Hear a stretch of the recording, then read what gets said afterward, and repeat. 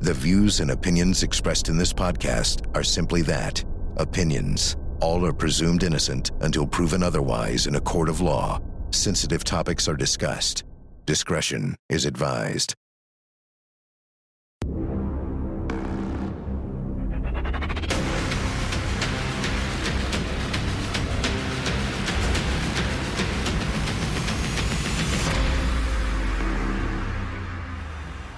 I'm Vinnie Politan. The subject of my investigation is the OnlyFans murder case. It involves a good-looking young couple who were living in Miami who seem to have a lot in common with Johnny Depp and Amber Heard.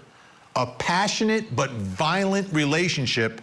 The only difference, this one ended with a fatal stabbing. Here's the story. 26-year-old Courtney Clenney is a social media star. She has over 2 million followers and has built a very successful career. While she's very visible on Instagram, she also has an OnlyFans page. This is a place where her fans can pay her through the app for access to videos and images you will never see on Instagram. She was so successful, she was living in a plush apartment in Miami where monthly rents are between $10,000 and $12,000 a month. She was living with her boyfriend, Christian Obumseli, until April 3rd of 2022 when Courtney used a knife to kill him. She is claiming self-defense, but prosecutors say she was the aggressor the day she killed Christian, just like she was the aggressor in this elevator 2 months before the killing. What was going on in this volatile relationship? Who was the victim and who was the abuser? And exactly how did that knife end up killing Christian? We'll take a closer look as we investigate the Courtney Clenney OnlyFans murder. These two absolutely toxic together. Yeah, there was passion and all of that in the relationship, obviously. But when things went bad, they went really, really bad. So the question here, you saw the images. Courtney Clenney covered in blood. Her boyfriend Christian stabbed in the chest, dies from those wounds. So what's going on here? Well, as we cover this case, we always reach out to everyone involved. And Court TV did, in fact, reach out to the attorney for Courtney Clenney. I want to put up on the screen what the attorney said about the case. We are completely shocked at Courtney's arrest based upon the clear evidence of self-defense in this matter. Obumseli attacked her and choked her that evening. Courtney had no choice but to meet force with force. Clear messaging from the beginning in this case that Courtney Clenney's defense was going to be self-defense. And the most important part about self-defense, because many times in these cases there's only two people there and only one of them's alive, which brings me to my very first question in this case. Let's take a look. And it's all about Courtney. What did Courtney tell police? What's her story? Police responded, they were there. You saw she was already covered in blood, so she's giving a statement right in the beginning of this investigation. And sometimes when you get to court, sometimes stories change a little bit, some fine tuning, etc. So to me, that's why this is such an important question. What did she tell police? So joining me tonight, retired DEA Special Agent, former Memphis police officer, Ted Golden is with us. Also joining us, board-certified forensic pathologist, Dr. Priya Banerjee. Great to have you both here. Thank you so much. I want to take a quick listen to Courtney Clenney in her police interview, Ted, because she spoke. She spoke more than once to them. Let's take a listen. He ended up pinning me against the wall. And then, I mean, I said, like, choking me on the floor. It's just like, they were looking at my neck, and I was like, I mean, I'm not saying, like, choking me, like, you know, whatever. But, I mean, it had my, like, neck. Like, and this happened twice before, where I couldn't breathe, and I was on the floor. I could not breathe. And I don't think that he was trying to kill me, but I was scared. And all 3 times I have been scared. So, yeah, I'm on the floor. really heavy pins and lets me up. I'm on the get my mom on the phone, and I'm just trying to really remember. Hey, my mom on the phone, and I remember she was standing like against the couch. Like we were obviously it was a big deal at this point. So this happened like over by the door and somehow moved like over in the living room. We were standing by the couch, kissing for the kitchen. I was in the kitchen. And then he just I could see all the whites in his eyes, and he was like coming at me. And so I grabbed one of these knives. My mom got me for Christmas. I grabbed one of them. And I was like, I swear to God. I swear to God.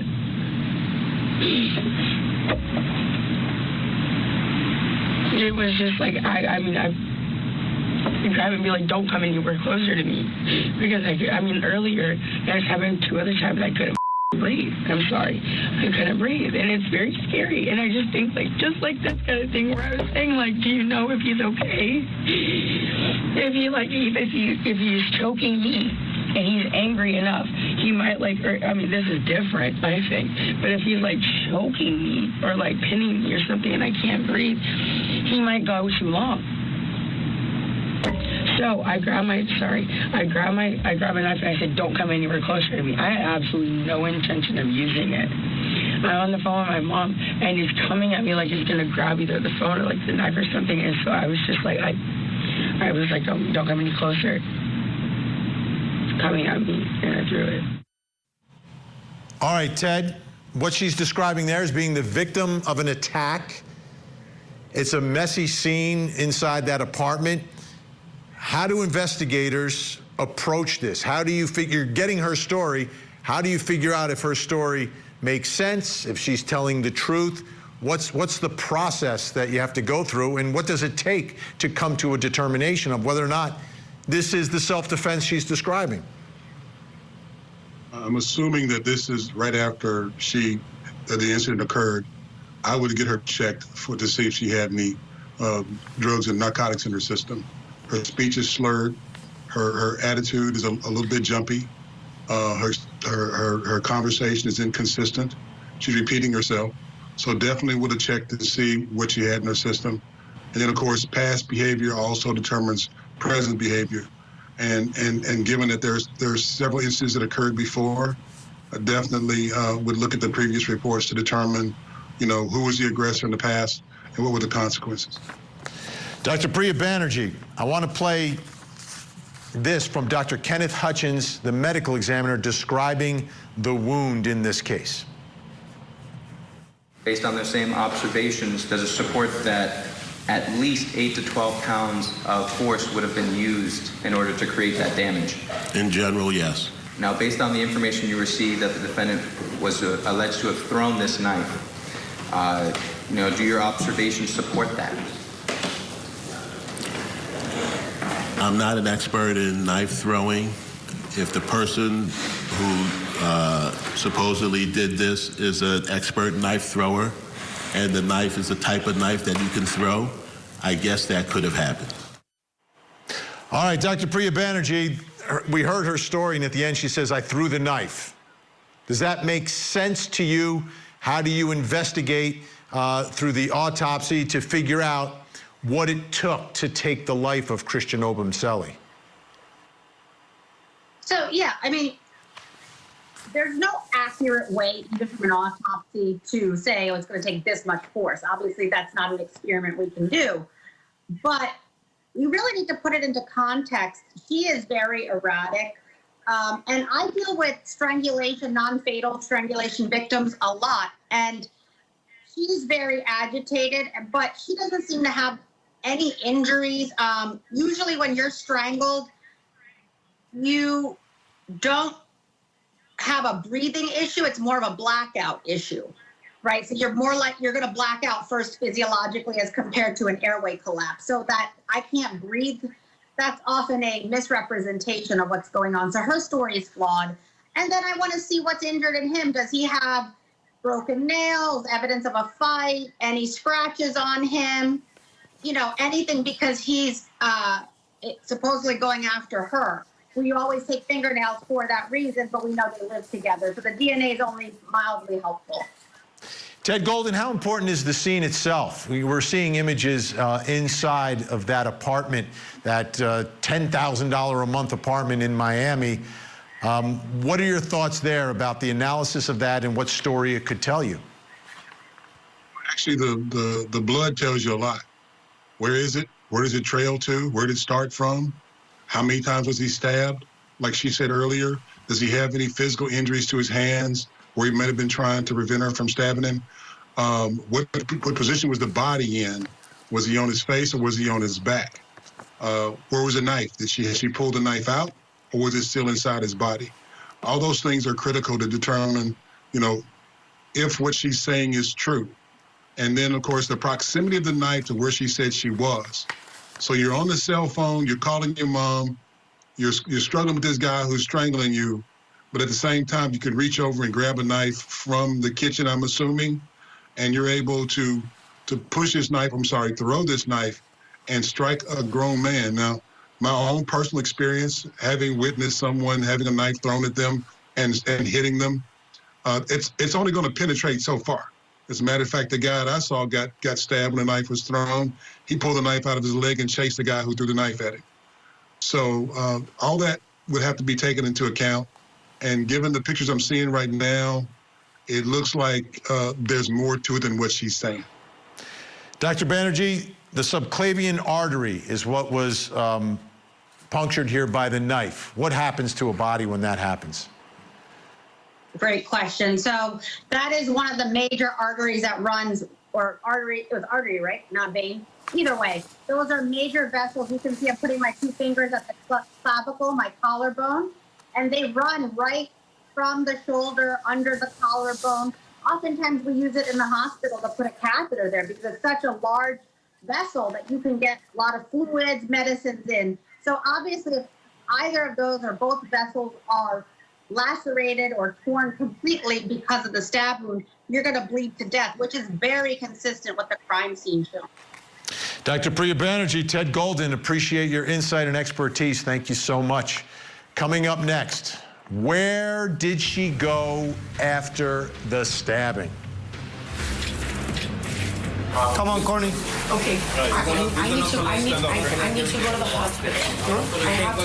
You gotta give us a statement. That's fine, but can I go to the hospital? After we done, yes. We're going up.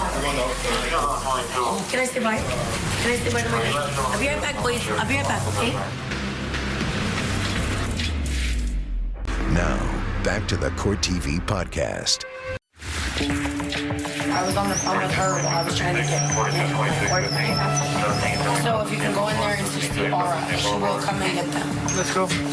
Okay, I'll be right back, boys. I'll be right back. No barking. I'll be right back. Be good. No barking. I'll be right back. Jesus Christ. April 3rd, 2022. Courtney Clenney says goodbye to her dogs after she has stabbed Christian Obumseli. He's then taken to the hospital. He dies a little bit later. Well, she doesn't know that she's killed someone at that moment. But you remember that date I said, what was it? April 3rd, 2022. I want you to take a look at this. This is her mugshot when she gets charged. August 10th, 2022. So April, May, June, July. Like, time is passing, 4 months or so until she's arrested, which brings me to my next question, because we have the passage of time here. We have months. So, where did Courtney go after the stabbing? You've stabbed your boyfriend. He dies. So where do you go afterwards? Well, she didn't go to jail. Joining me, still with me, retired DEA Special Agent, former Memphis police officer Ted Golden, and also with us, clinical and forensic neuropsychologist and author of the book, The New Rules of Attachment, Dr. Judy Ho. Okay, I want to take a look at a calendar here so we can take a look at some of the places where Courtney Clenney went. Let's begin, and As I said, April 3rd, 2022, that is the date of this stabbing when Courtney stabs Christian Obumseli. Then we move forward to April 20th, 2022. Courtney and her father are at a hotel in Miami. This case has gotten some publicity, and they are confronted. Take a look. I'll videotape her. Right now, yeah, you should go. Yeah, you should go. Because you just killed your boyfriend. Yeah, you did. Yeah, and yeah. Okay, cool. Wow. All right, let's bring back in our guests, Ted Golden and Dr. Judy Ho. Dr. Judy, you saw the reaction there. I don't know what you would expect to happen. It was a very highly publicized case. Everyone knows that her boyfriend's dead. Everyone knows that she stabbed him, but she's walking around free, gets confronted there. What did you think of the little dynamic and the reaction there? Well, I mean, Vinny, it's not unexpected that there would be some attitude being thrown around, like, why are you bothering me and why are you disturbing my peace? But at the same time, well, people are going to have a reaction because this case was highly publicized, that you're walking around free and somebody may have died in your hands and now at this point possibly premeditated hands. So I think that her reaction is sort of very, in a way, kind of not just indifferent, but almost like, how can you do this to me? How can you bother me while I'm out here with my dad? But has she not been keeping up with what's been going on in the news cycle and what people are maybe saying about her? Is it such a great idea to be going out in public at this time? You know, everything that you do, it's the court of public opinion, and that may end up playing a role in your ultimate trial and sentencing. Let's move forward now in that calendar. We'll go back to our calendar, and we go to Thursday, June 16th, 2022. Courtney then moves back to Texas to be with her parents. That's where she's originally from. And there's an incident in Travis County, Texas. I'm going to read this to you. You're going to be shocked. A young man named, he's 18 years old, named Mahalo, began explaining that he was taking a walk through the neighborhood when he was approached by a female walking her dogs. That female's Courtney Clenney. The female disclosed to him that she was drunk and requested him to walk her home. Mahalo agreed, and they began walking together. Mahalo stated that the female made sexual advances towards him, trying to make out with him, which Mahalo stated he did not want to engage in. Mahalo ends up texting his father because he was uncomfortable. At this point, the father explained that the female became angry at his presence and began cussing him out. While the female was irate, she smacked the father on his left arm, then shoved him by the shoulders. She shoved her back. She fell down. She lost her balance. At that point, the father immediately called law enforcement. They ended up not charging her. But Ted Golden, looking at this behavior, is this something that investigators would be keeping their eyes on as they try to make the decision on whether or not to charge her with murder as she walks around free? Definitely. This indicates that not only is she an aggressive person, but she's forward. In other words, she comes on to people. And clearly, if she was in a drunken state, it shows the aggression that she has when she was in a drunken state. So that, again, past behavior determines future behavior. And given that the circumstances aren't quite the same, but here's a stranger who she doesn't know, and she begins to assault him because I guess she's upset about the circumstances. So it would not look good for her in the court of law. Now, we move forward on the calendar again to August 10th of 2022. She gets arrested at a rehab treatment center in Hawaii. She was getting treatment inpatient in Hawaii. That's where she gets arrested. And then a couple of weeks later, she's extradited back to Florida. Dr. Judy Ho, you've got the incident where she's trying to make out with this 18-year-old as she's in a drunken state. Police are called. She ends up in rehab. Where was this? Where was Courtney Clenney at this point? Psychologically. Well, yes. Well, Vinny, I know that you was reading that passage, and towards the bottom of that passage, there was even a potential allegation of manipulation, that she was falling a second time to try to appear injured. So as Agent Ted already mentioned, there's this trail possibly of manipulation, her aggressing on people in various ways, trying to get what she wants. When she doesn't get what she wants, then she essentially finds some other way to appear, either as if she was the victim or in some other way gain sympathy. And it's really hard because when somebody struggles with alcohol and substance use issues, as this appears to be the picture here, they may be actually going to treatment because they really believe they need it and they're really trying to get better, but other times they're just going to try to escape other consequences. So you got to wonder what's going on here as she's in this rehab. Is she actually doing the real work because she feels like she needs the work, or is she trying to paint a picture that, well, this is not my fault and maybe it's the alcoholism or whatever issue that they diagnosed me with, and then she couldn't really hold it together there either because she got arrested. All right, we have about 20 seconds here, Doctor. Do the drugs and alcohol amplify who she already is, or is that making her into another person? Alcohol and substances absolutely amplify any impulse control issues she already has. And I think that she probably already has that at baseline. And then with alcohol, that prompts it even further. Big thank you. Ted Golden, appreciate it. Dr. Judy Ho. This story, complicated, but we know what the defense is. The defense is self-defense. Will the jury believe it? I'm Vinnie Politan. We'll keep digging for the answers as the investigation continues.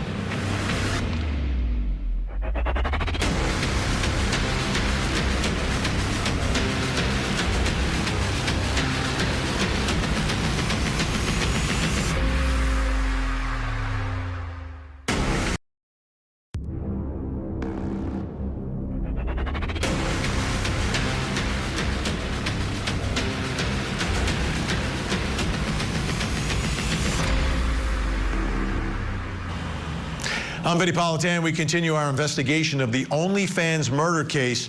Courtney and Christian were young, good-looking, and rich. But that's only half the story. The other half is much darker, much deadlier. Here's their story.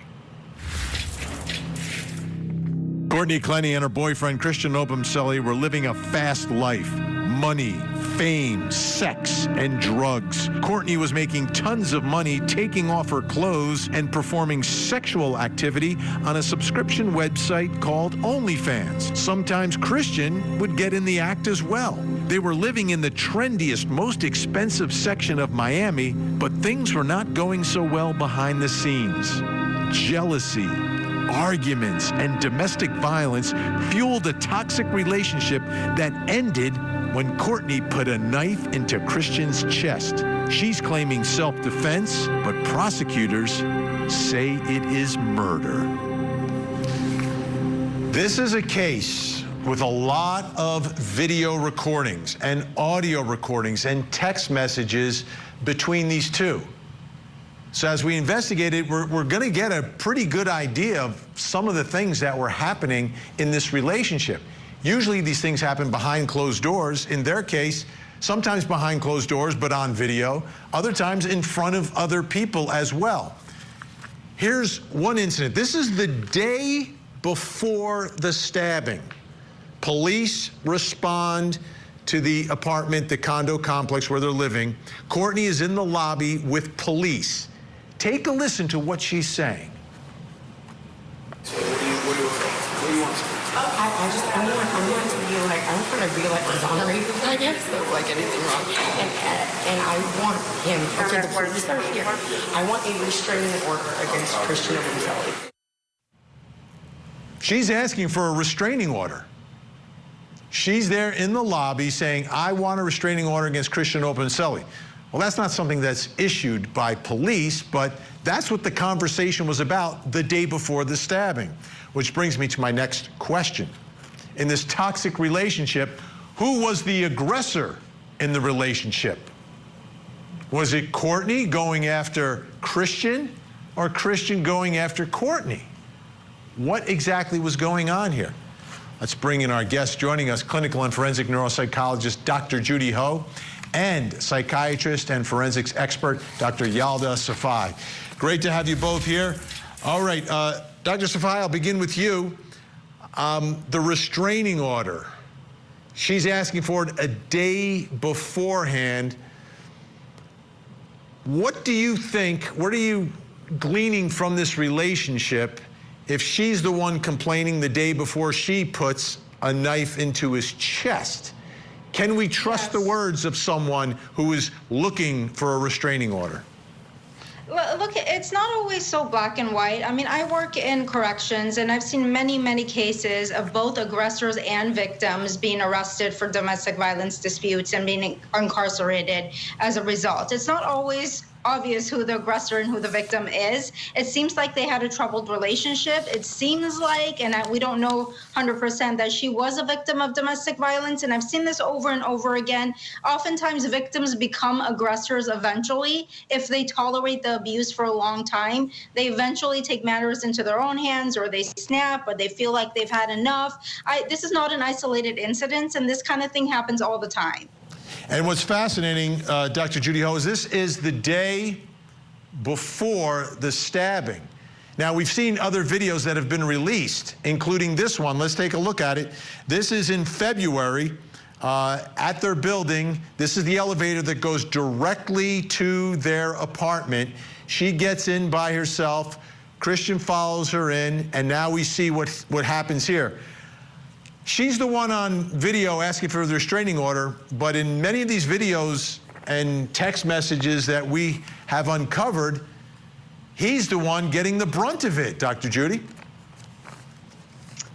Yes, Vinny. And this video in particular, I think this shows one side of the story. We don't know if all of their encounters are like this, but certainly in this encounter, you see that he is just trying to hold her back or sometimes avert her aggression, right?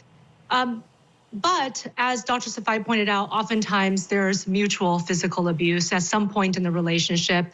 That's certainly what she's saying in seeking this protective order. And in fact, she's actually saying he's the main aggressor. Well, this video would be a counter to that claim. So at the very least, in at least one incident, she's not the one that needs protecting. It may be him, right? And that is going to be something that's really going to help everybody who is going to be part of this case trying to figure this out. You know, how much of this was really Courtney driving this, as well as some of the history of her manipulations that we've also learned uncovering the facts that we've encountered in this case. Now, text message exchanges between the two. I'm going to show them to you right now, and we're going to have a couple of producers read them. Let's take a listen. The crazy thing about all of this is that yesterday, when you stabbed me in the leg and you saw how bad it was hurting me and I couldn't walk, I couldn't do and you were telling me I wish I could have taken your pain away. I wish it was me and not you. The next morning, I still woke up happy. I still gave you a good day even though my leg was hurting because my girlfriend stabbed me. So you're telling me you can't do the same thing the next day and say, whatever happened last night, today's a new day, because that's what I do for you. I woke up happy. I took you to Vegas to get your drove right back, helped you shoot, drank with you, did blow with you, just so you're having a great day. And I'm doing all of this while my leg hurts so bad. Did I make you feel like for stabbing me? No, I just sucked it up and hope tomorrow will be better. If you decide to get security, call. I will tell them exactly what happened. Hey, I'm sorry. If it's okay, can I come up? I know you said 5 minutes, but I've been in the restroom, my nose is bleeding, and the back of my head hurts. Like really hurts. I don't know if it was your hand or the phone, but I'm really dizzy. I'm putting your stuff up. You can come get it when I say you can. Go to first aid. They have to take me somewhere. My shirt was off walking through the casino so I wouldn't get blood on it. Can you open the door, please? And you were pounding the phone on my head when I was done. It's okay, but can you let me in? I don't feel good, please. Courtney, can you open the door? I don't feel good and there's a bump on the back of my head. Can you just let me in? I'll be on the couch while you're in the bed. I don't want my nose to bleed, and going back and forth downstairs to the restroom is making me nauseous. I'm getting anxiety and you know how I get. Can you please let me in? And help me, please? We don't need to say a word. I haven't ate and running on 2 hours of sleep and drugs. Please open the door. Courtney, I don't feel good. Open the door for real. This isn't cool. I have a lump on the back of my head and I'm dizzy and anxious. And I can't keep walking up and down when my leg hurts. Come on.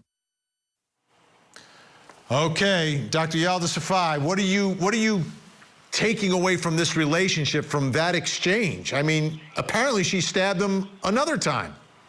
Yes, it's tricky because this makes it seem like he was completely the victim and she was the perpetrator. But the thing is, like Dr. Ho said, that video we saw and the text messages we saw are just a snippet of their lives. It's just one day of their lives. We don't know if this is how their interaction is all the time. We don't know if this is their, dynamic all the time. And I've seen this before where a perpetrator goes from pretending like they're the victim or acting like they're a victim to being an aggressor back and forth. So really, I don't think we can really judge based on just this one snippet, because here it makes it seem like he's completely the victim. And, that could not be the case.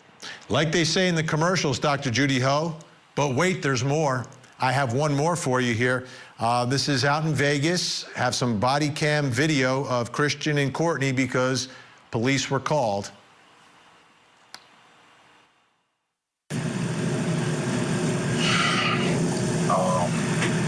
More the story, like I was on the couch, like she threw the glass thing on my face. Then I went back to bed. I was like, why'd you do that?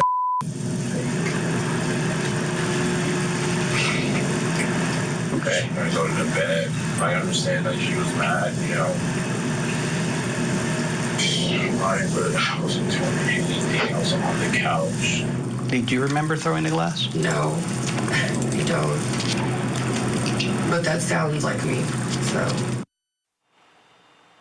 Dr. Judy Ho, she just said, I don't remember throwing the glass, but it sounds like me. Wow. Well, that was probably a moment of honesty there. There's a little bit of insight, at least, that we're seeing here. And we already know that there may be a potential problematic use of alcohol, right? Do we know if it's alcohol use disorder? Do we know if she meets diagnosis? No, we don't. But she seems like she has a pattern of problematic behaviors and certainly aggression, especially when alcohol and drugs are mixed in. As we just talked about in the last segment, Vinny, that is an impulse control disinhibitor. So she's already somebody that may have some emotional regulation issues, impulse control issues. You throw alcohol and substances into it, then there's the I don't remember, which of course could be truthful when you're drinking or you're high. But she also knows, yeah, that's kind of my pattern though when I get like this. And so this seems like this is something that she's been dealing with for quite some time. This is not a new behavior. It may not only be Christian either, because you've also shown some evidence that she was doing this with a stranger, that she was aggressing on a stranger and his dad. So this might be much more global than just her relationship with Christian. Dr. Safai, do you have a take on why you believe they would stay together through all of this, all these incidents, police being called, all the violence and jealousy and name calling and throwing of things? I think we all know that. We've seen troubled couples all the time that manage to stay together for years, and you look at them and you wonder why, right? So this is nothing new. A lot of times people who are in abusive relationships do develop a codependency on each other, and the abuse ends up working for them. So to a logical, normal person, you look at them and you say, why? Why stay with each other if there's such a pattern of abuse? But I think it's a lot more complicated than that, and it's a very difficult question to answer. Dr. Judy Ho, do you think it'll be difficult for a jury to believe that a man like Christian Obumseli, who's obviously much larger than she is the victim in all of this? I think the jury may believe it when you show some of these videos that you've been showing us, Vinny, because when you look at his body language and how he responds to her when she is aggressing upon him, and even just in this last video clip that you showed where he's being questioned, he just slumped over, he seems defeated, and I think that people are going to have an emotional reaction to that. We know that males are abused in relationships, not much less than females, it turns out. I mean, there's a disparity, but I think also males report less. So I think that now that we're having more awareness about this problem being a global problem, that's not only one gender, and then looking at the body language and the pattern of behaviors, I do think that the jury might take sympathy on Christian. Big thank you. Great insight. As always, Dr. Judy Ho, Dr. Yalda Safai, we really do appreciate it. Still to come. So, how much money was Courtney Clenney making? So you have how long in your apartment? In my apartment, yes. And I paid $10,000 for no floor. He was paid $0 for. Now, back to the Court TV podcast. He has belongings in there with you, right? He has property? Okay. So he has property in your apartment? In my apartment, yes. And I paid $10,000 a month for it. He doesn't pay zero for it. Yes.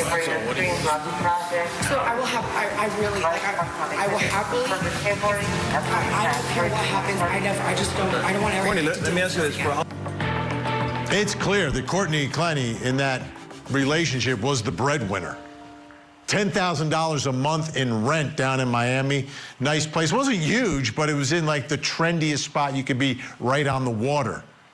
$10,000 a month. She's the one making the money. Christian, not so much. He may have been doing okay with some crypto work that he was doing, but it was Clenny with the money, which brings me to my next question, which is, how much money was Courtney Clenney making? Instagram, OnlyFans, she's an influencer. What does that mean? Let me bring in my guests. Joining me, entertainment reporter and host of Kinsey's LA Diaries on Talk TV, Kinsey Schofield is with us.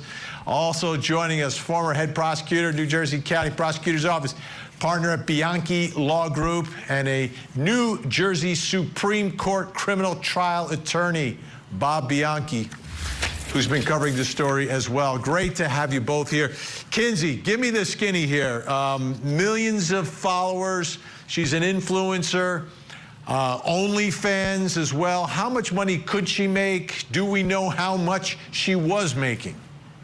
Absolutely. The state provided the court with financial records showing Courtney earned $966,692 in 2020 on OnlyFans alone, and $1.8 million in 2021. The state also argued these totals do not consider any additional unknown sources of income from other influencer or advertisement campaigns from other social media platforms. I don't know how many subscribers she had on OnlyFans because that page was wiped after this happened, but I do know she had 2 million followers on Instagram, and a post on Instagram with 2 million followers could have earned her a significant amount of money as well.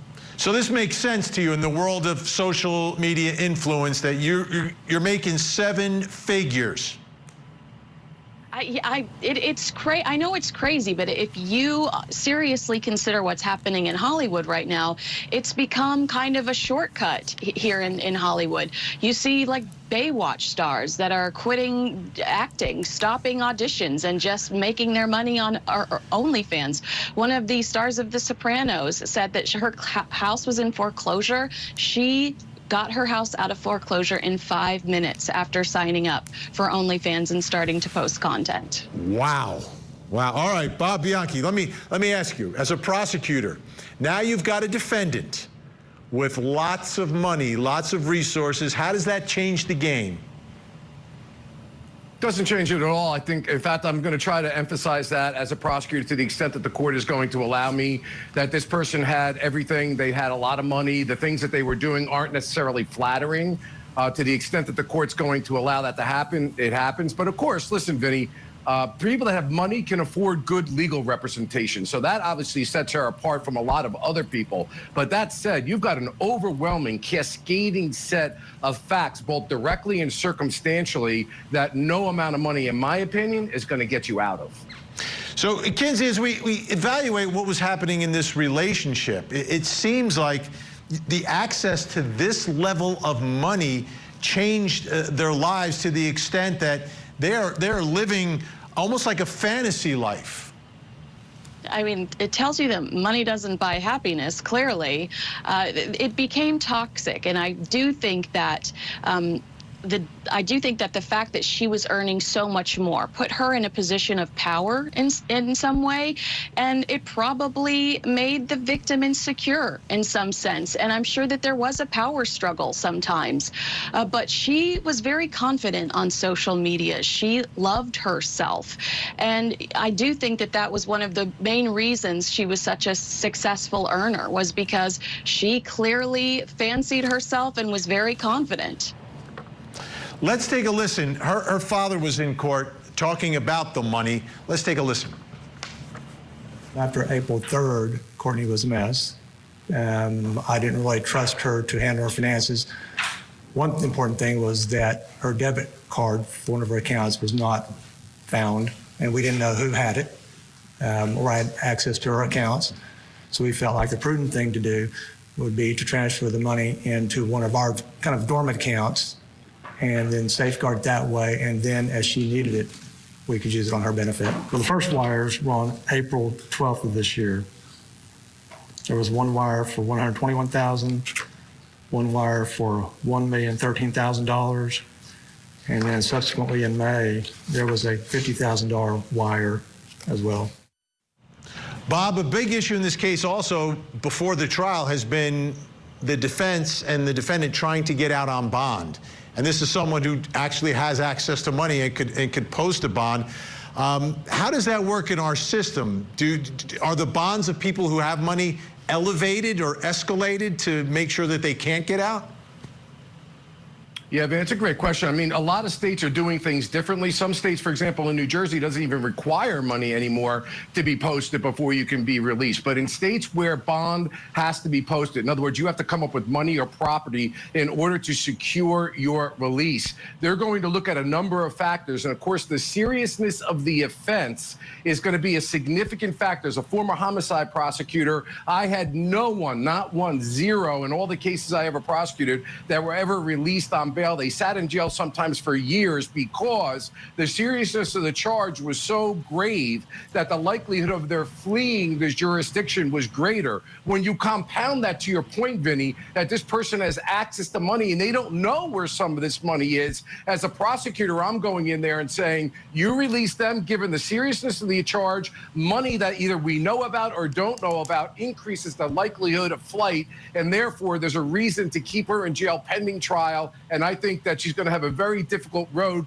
given the fact that she's been in there for years and there are no real changed circumstances to have a judge revisit this bail. Kinsey, we have about 30 seconds here. If she's found not guilty and gets out, or gets out on bond, would she have any career as an influencer, or is that over? Vinny, she will explode. You know the world we live in today. She will be a mega superstar. She'll be offered a reality TV show, the works. All right. Big thank you to my guests tonight, Kinsey Schofield, Kinsey's LA Diaries, and Bob Bianchi, attorney extraordinaire. Thank you both so much. Now, let me just say, there's nothing wrong with an adult taking off their clothes and making money on the internet from other adults. It's 100% legal. Courtney Clenney made the choice to do it, and it changed her world. But it wasn't better. All the sex, all the drugs, all the money ended Christian's life. And now the question is, will it put Courtney behind bars for the rest of her life? This is a story we will stay on, because this is a story that doesn't end inside that courtroom. That story ends perhaps in a jail, or what happens to Christian's family. I'm Vinnie Politan. We'll keep digging for the answers as the investigation continues.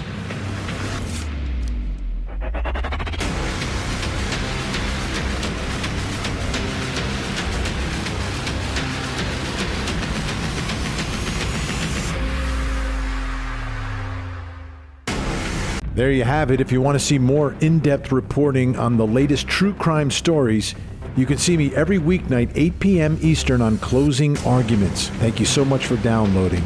And as always, please don't forget to hug the kids. This podcast is a production of Court TV. Go to CourtTV.com for more content, trials on demand, and to find out how to watch Court TV in your area.